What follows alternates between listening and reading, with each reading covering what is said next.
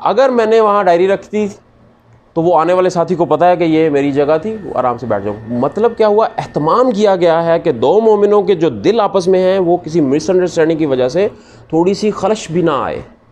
وہ کہہ دیں گے تو واضح ہو جائے گی، ہو سکتا ہے چپ کر کے دل میں رکھ لیں، یا پھر میں ان کو نہ کہوں اٹھنے کے لیے، میں کہیں اور بیٹھ جاؤں، میں دل میں رکھوں یار میں اچھا والا بیٹھا تھا، وہ مجھے دیکھ بھی رہے تھے، تو یہ کیسی انسانیت ہے یا کیسا ساتھی ہے کہ وہ میری جگہ پہ بیٹھ گیا. دل میں بھی نہ رہے اور گفتگو میں بھی نہ آئے. اس کا اہتمام حدیث نے ہمیں سکھایا. یہ چھوٹی سی بات ہے لیکن یہ ایک جماعت کو یوں جوڑ کے آپس میں ایک یونٹ بنانے کے لیے بہت ضروری ہے کہ اس چیز کا بھی اہتمام کیا جائے. اور آگے چونکہ اگلی آیت میں ایک ذمہ داری ایسی آنے والی ہے کہ مسلمانوں کی جماعت کا آپس میں ایک جسم بننا، ایک جان بن کے رہنا، ایک یونٹ بن کے رہنا بہت لازمی ہے.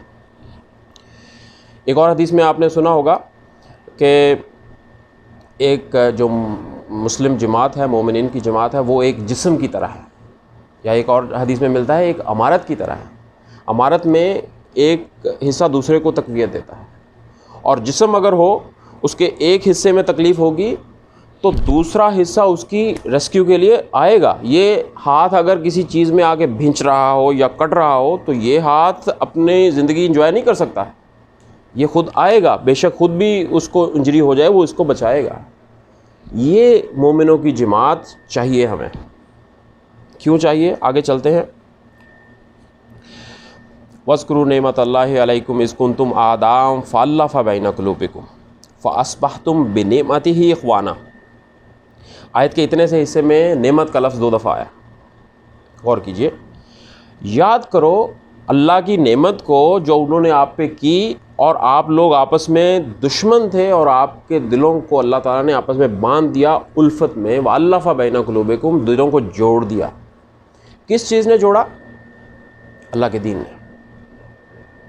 سورہ انفال میں اللہ تعالیٰ فرماتے ہیں کہ یا نبی صلی اللہ علیہ وسلم اگر آپ زمین بھر سونا یا خزانہ استعمال کر دیں یا خرچ کر دیں تو ان لوگوں کے دلوں کو اتنا آپس میں ایک فلسفے کے تحت نہیں جوڑ سکتے جتنا کہ اللہ کے دین نے جوڑ دیا. فَأَصْبَحْتُمْ بِنِعْمَتِهِ إِخْوَانًا، اللہ نے آپ کو اپنی نعمت سے بھائی بھائی بنا دیا. تاریخ کی مثالیں بے شمار ہیں ہمارے سامنے. وہ ہجرت مدینہ کے بعد کی جو انصار اور مہاجرین کی جو بھائی چارہ تھا اس کی مثالیں ہمارے سامنے ہیں. اور اس کے علاوہ ہم دیکھیں کہ دین کے اس پلیٹ فارم پہ جب ہم جمع ہوتے ہیں ہم ایک دوسرے کو جانتے بھی نہیں تھے، لیکن اگر غور کیا جائے تو سگے بھائیوں کی طرح ہمارا احترام ہے ایک دوسرے کے ساتھ. وہ کس چیز نے پیدا کیا؟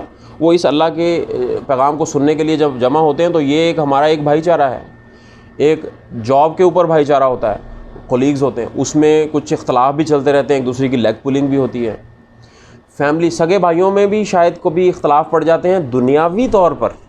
اگر دنیا داری آگے آئے تو شاید ایک دوسرے کی ترقی سے کچھ فرق آ جائے تو وہ سگے بھائیوں میں بھی ہو سکتا ہے.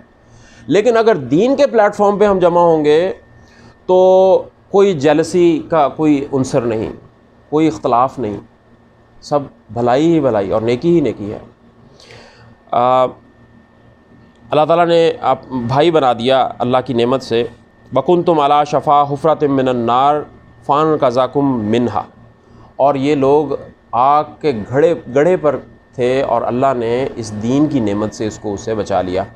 اس کا حوالہ اگر ہم تفسیر دیکھیں تو ہمیں تاریخی طور پر ملتا ہے کہ وہ جو قبائل تھے اس وقت کا جو دور تھا وہ آپس میں ایک دوسرے کے کتنے جو ہے وہ دشمن ہوا کرتے تھے. اوس اور خزرج کے قبائل کا آپ نے حال سنا ہوگا. سال ہا سال اور جنریشن در جنریشن دشمنیاں چلتی تھی چھوٹی سی بات پہ جب شروع ہوتی تھی. تو دین نے آ کے ان کو ایسا آپس میں جوڑا.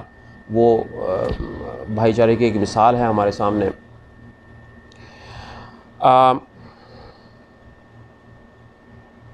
کذالک یبین اللہ لکم آیاتہ لعلکم تہتدون. آیت کا اختتام دیکھیے کس طرح سے ہے کہ اس طرح سے اللہ اپنی نشانیاں بیان کرتا ہے کہ بھائی کیسے بنا دیا اور کتنا ایک جو ہے وہ منظم گروہ، محبت کرنے والا گروہ بنا دیا، اور تاکہ تم ہدایت پا جاؤ. تو آپس میں بھائی چارہ جو ہے اس سے ہدایت کا رستہ بھی حاصل ہوگا. تیسری آیت کی طرف بڑھتے ہیں. وَلْتَكُن مِّنكُمْ أُمَّةٌ يَدْعُونَ إِلَى الْخَيْرِ وَيَأْمُرُونَ بِالْمَعْرُوفِ وَيَنْهَوْنَ عَنِ الْمُنكَرِ. کیوں نہ آپ میں ایک ایسی جماعت اٹھتی جو نیکی کا حکم دے اور وہ برائی سے منع کرے اور لوگوں کو خیر کی طرف بلائے. خیر کیا چیز ہے؟ مفسرین نے کہا ہے کہ یہ قرآن کی طرف اشارہ ہے. تو قرآن فلسفہ حیات بھی ہے، دین بھی ہے، اور ہر طرح کی ہماری رہنمائی ہے. تو اس کی طرف جوڑنا، دین سے جڑنا، یہ ہے خیر جس کی طرف بلانا ہے. وَأُولَٰئِکَ هُمُ الْمُفْلِحُونَ. فلاح پانے والوں کے اگر ہم متولی ہیں، تو ہم اگر اس کے خواہشگار ہیں، خواہش مند ہیں، تو ہمیں جو ہے آپس میں جڑنا ہے اور ایسی جماعت بننا ہے جو بھلائی کی طرف بلائے اور برائی سے منع کرے. اب دیکھیے میرے عزیز دوستو، 3 نکات جو تھے اب ان کو ہم دیکھتے ہیں ایک ایک کر کے. کہ پہلے تو افراد تیار کیے گئے ہیں اپنے اپنی شخصیت میں. ہر بندہ متقی ہو، ایک بندے کا دوسرے سے کوئی تعلق نہیں ہے. جو میرے دل کے اندر تقویٰ ہے، جو دوسرے کے اندر تقویٰ ہے. اور حدیث میں ہمیں ملتا ہے کہ کوئی سفید کو سیاہ پر، سرخ کو کالے پر، امیر کو غریب پر کسی قسم کی برتری حاصل نہیں الا تقویٰ. تقویٰ کے سوا سب برابر ہیں. اور اس کی مثال ہمیں نماز میں نظر آتی ہے کہ ایک ہی صف میں کھڑے ہو گئے سب محمود و ایاز، نہ کوئی بندہ رہا نہ کوئی بندہ نواز. لیکن آج کل اگر ہم دیکھیں اپنی زندگی کی طرف، تو ہم نے بہت سارے معیار ایسے گھڑ لیے ہوئے ہیں جس سے ہم یہ دیکھتے ہیں کہ ایک کا پروفیشن دوسرے سے افضل ہے تو وہ اکٹھے مل کے ایک ٹیبل پہ نہیں بیٹھ سکتے. ایک کا حسب نسب سمجھتا ہے کہ وہ دوسرے سے اونچا ہے، اور فرق پڑ گیا. سوسائٹی اٹھنا بیٹھنا ایک کا کہیں اور ہے دوسرے کا اور ہے، تو وہ اکٹھے نہیں ہو سکتے. شاید ہمیں سیاسی وابستگی بھی کاٹ رہی ہے آپس میں. دینی طبقے بھی ایسے کریٹ کر لیے ہوئے ہیں کہ ایک دوسرے کے پیچھے نماز نہیں پڑھ سکتا. تو اس کو ہٹانے کے لیے ہمیں چاہیے ایسے افراد جو صرف اللہ کا تقوی اختیار کریں، اور ایک دوسرے سے بہتر یا کمتر ہونے کا معیار تقوی ہونا چاہیے. تو جو کچھ اللہ نے کسی کو زیادہ مالی جو ہے وہ طور پر مستحکم بنا دیا دوسرے سے، یا ایک کا قد اونچا ہے، یا ایک کی ذہانت زیادہ ہے، وہ کچھ پروفیشن ایسے پہ چلا گیا ہے، یا کوئی بھی ایسی چیز، یہ دنیاوی معاملات ہیں، اس کو پیچھے رکھیں گے تو وہ آپس میں ہم جو ہے وہ ایک تقوی اختیار کر سکیں گے. اور دوسری بات کہ وہ مومن اور اپنے ایمان کی حفاظت آخری لمحے تک. وَاعْتَصِمُوا بِحَبْلِ اللَّهِ جَمِيعًا. اب ہم دیکھتے ہیں کہ جو ہے وہ اللہ کی رسی سے جڑ کر ہم ایک ایسی جماعت بنائیں گے. جماعت بنانے سے پہلے افراد سازی ہوئی ہے. اس بلڈنگ کی اگر ہم مثال دیں، اس بلڈنگ کے اندر بلاکس استعمال ہوئے ہیں.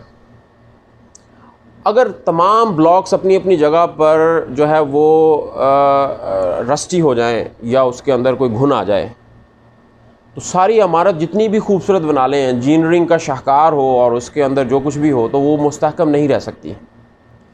تو جماعت سازی سے پہلے افراد سازی ضروری ہے. تو افراد کے لیے ہمیں پہلی آیت بتا رہی ہے کہ اپنے آپ کو ٹھوک بجا کے چیک کریں، اس فلسفے کے تحت لائیں، آپس کی عداوتوں کو ختم کریں اور تقوی اختیار کر کے آپس میں جڑ جائیں. علامہ اقبال نے کہا ہے کہ یہ راز کسی